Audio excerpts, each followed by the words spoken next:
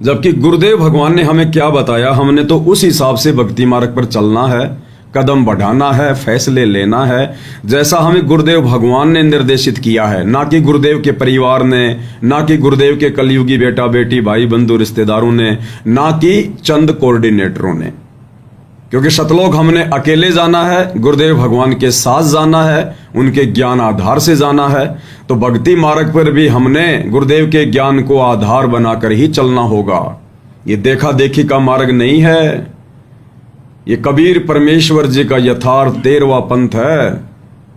यहां पर ज्ञान आधार ही चलेगा, किसी की मनमानी मनमर्जी या देखा देखी वाला काम नहीं चलेगा। तो गुरुदेव क्या चाहते हैं, भक्ति मार्ग पर हमें कैसा भगत बनाना चाहते हैं, गुरुदेव के मुख कमल से सुनते हैं।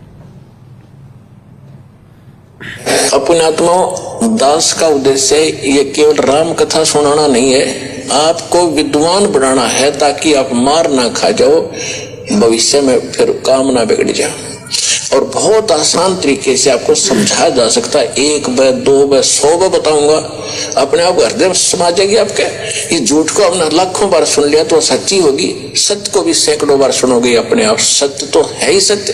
या तो ऐसा जगह बना देगी फिर कोई टस से मस नहीं कर सकता। इसी प्रकार भाई और बहनों, गुरुदेव भगवान के 2014 में जेल जाने के बाद में काल प्रेरणा से पीछे से गुरुदेव के कलयुगी परिवार ने, इन कोऑर्डिनेटरों ने, इन अज्ञानियों ने बेचारी नादान संगत को पूरी तरह से काल की गोद में बैठा दिया। झूठ पर झूठ, झूठ पर झूठ, पाखंड पर पाखंड, पाखंड पर पाखंड, गुरुदेव की हर एक मर्यादा तोड़वा दी, दुनिया भर के कुकर्म करवा दिए, ज्ञान विरुद्ध हरकतें करा दी, और बार बार गुरुदेव का नाम लेकर, गुरुदेव का आदेश बताकर। तो बेचारी संगत ने सैकड़ों बार झूठ को सुन सुन के ये सोच लिया कि भाई होगा गुरु जी का आदेश। अब गुरुदेव ने फिर सात संगतियां शुरू करवाई, उस झूठ के ऊपर प्रहार करवाने के लिए, उस अज्ञान और पाखंड के ऊपर प्रहार करवाने के लिए। और यहां पर जो भी बात बताई जाती है साध संगत में, वो गुरुदेव के सत्संगों को आगे रख के बताई जाती है।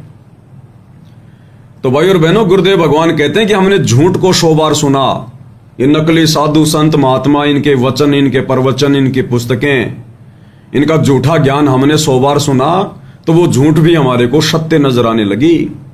और जब आप ये सत्य सुनोगे तो ये तो है ही सत्य, ये तो हृदय में ऐसी जगह बना लेगी, फिर झूठ के लिए कोई नामो निशान नहीं बचेगा।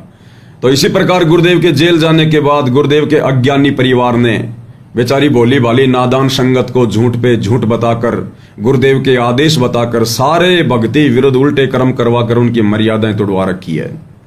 अब ये सात संगति के माध्यम से जब ये सच संगत में जाएगा, थोड़ा समय अवश्य लगेगा, लेकिन ये सच तो है ही सच।